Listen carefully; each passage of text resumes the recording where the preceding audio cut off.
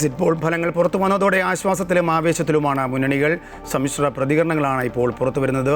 തിരുവനന്തപുരത്ത് നിന്നും എബി ചേരുന്നുണ്ട്. എബി, UDFന് ആശ്വാസകരമാണ്. KPCC ആസ്ഥാനത്ത് ചില യോഗങ്ങളും ഒക്കെ ഇന്നലെ മുതൽ കൂടുന്നുണ്ട് എന്നറിയാൻ കഴിയുന്നുണ്ട്. എന്താണ് കോൺഗ്രസ് ആസ്ഥാനത്ത് നിന്നുള്ള വിവരങ്ങൾ? മാത്രമല്ല LDFന്റെ മുതിർന്ന നേതാക്കളെല്ലാം പ്രതികരിച്ചു തുടങ്ങിയിരിക്കുന്നു. എന്തായാലും എക്സിറ്റ് പോൾ ഫലങ്ങളെ പൂർണ്ണമായും തള്ളുകയാണ് ചെയ്യുന്നത്.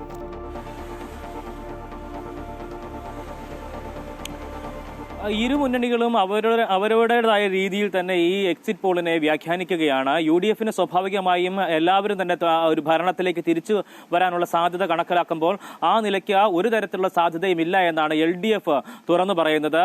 ഇപ്പോൾ അവർക്ക് നൽകുന്നത്, അല്ലെങ്കിൽ LDFന് 69 വരെ സീറ്റുകൾ ലഭിക്കുമെന്ന് എക്സിറ്റ് പോൾ തന്നെ പറയുന്നു. അതുകൊണ്ട് തന്നെ ഭരണവിരുദ്ധ വികാരം നിലവിലില്ല.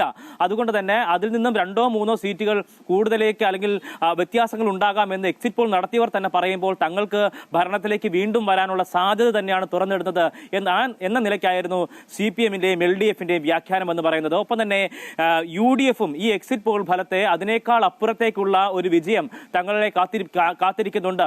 4-ാം തീയതി ആ വോട്ടെണ്ണുന്ന സമയത്ത് കൃത്യമായ രീതിയിൽ അത് ജനങ്ങൾക്ക് ബോധ്യപ്പെടും. ജനങ്ങൾ ആ നിലയ്ക്ക് വലിയ രീതിയിലുള്ള പിന്തുണ UDFന് നൽകിയിട്ടുണ്ട്. തുടങ്ങിയിട്ടുള്ള കാര്യങ്ങളാണ് UDF നേതാക്കളുടെ ഭാഗത്ത് നിന്നും ഉണ്ടാകുന്നത്. ഒപ്പം തന്നെ ഇതുമായി ബന്ധപ്പെട്ട് വലിയ രീതിയിലുള്ള ചർച്ചകൾ, ഈ മുഖ്യമന്ത്രി സ്ഥാനവുമായി ബന്ധപ്പെട്ട ചർച്ചകൾ ഇപ്പോൾ സജീവമായി നിൽക്കുന്ന ഒരു സാഹചര്യം കൂടിയുണ്ട്.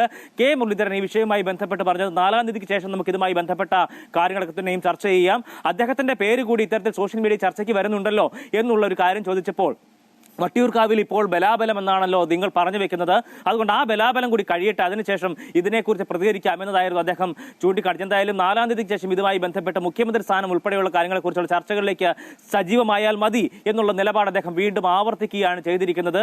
എന്തായാലും ഇപ്പോൾ ഉണ്ടായിരിക്കുന്നത്, അതായത് 80 വരെയുള്ള സീറ്റുകൾ UDFന് അനുകൂലമായിരിക്കും, ആ നിലയ്ക്ക് ഭരണത്തിലേക്ക് മടങ്ങി വരാനുള്ള സാധ്യത കണക്കാക്കുന്നു എന്ന് എക്സിറ്റ് പോളുകൾ 9 എക്സിറ്റ് പോളുകളും ചൂണ്ടിക്കാണിക്കുമ്പോൾ അതിനേക്കാൾ കൂടുതൽ, അതായത് 90 സീറ്റിനേക്ക് അടുത്ത് UDFന് ജയിച്ചു കയറാൻ കഴിയും എന്നുള്ള ഒരു നിലയാണ് ഉള്ളത് എന്നുള്ളൊരു വിലയിരുത്തലാണ് UDF നേതാക്കൾക്കുള്ളത്. പക്ഷേ അതിനപ്പുറത്തേക്ക് തങ്ങൾക്ക് ഒരു 75 മുതൽ 80 വരെ സീറ്റുകൾ നേടി വിജയത്തിലേക്ക് വരാൻ കഴിയുമെന്നുള്ളൊരു പ്രതീക്ഷ ഇപ്പോഴും LDF പങ്കുവയ്ക്കുന്നു. തുടർച്ചയായിട്ടുള്ള 3-ാം തവണയും അധികാരത്തിൽ വരാൻ കഴിയുമെന്നാണ് LDFന്റെ പ്രതീക്ഷ. പക്ഷേ ഈ ഘട്ടത്തിലും വലിയ രീതിയിലുള്ള പ്രതീക്ഷ എല്ലാ എക്സിറ്റ് പോളുകളും മികച്ച രീതിയിലൊരു മുന്നേറ്റം NDA നടത്തുമെന്നുള്ള കാര്യത്തിൽ അസന്നിഗ്ധമായി തന്നെ പറഞ്ഞു വെക്കുന്നുണ്ട്.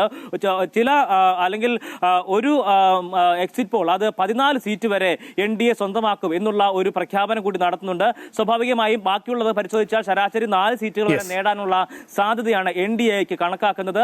ആ നിലയ്ക്ക് ത്രികോണ മത്സരങ്ങൾ നടക്കുന്ന ഇടങ്ങളിൽ മികച്ച മുന്നേറ്റം നടത്തി അവിടെ വിജയം കൈവരിക്കാൻ NDAക്ക് കഴിയും എന്നുള്ളതാണ് NDA ക്യാമ്പിന്റെയും വിലയിരുത്തൽ. രാജേഷ്. എബി തോമസാണ് വിശദാംശങ്ങൾ നൽകിയത് തിരുവനന്തപുരത്ത് നിന്ന്.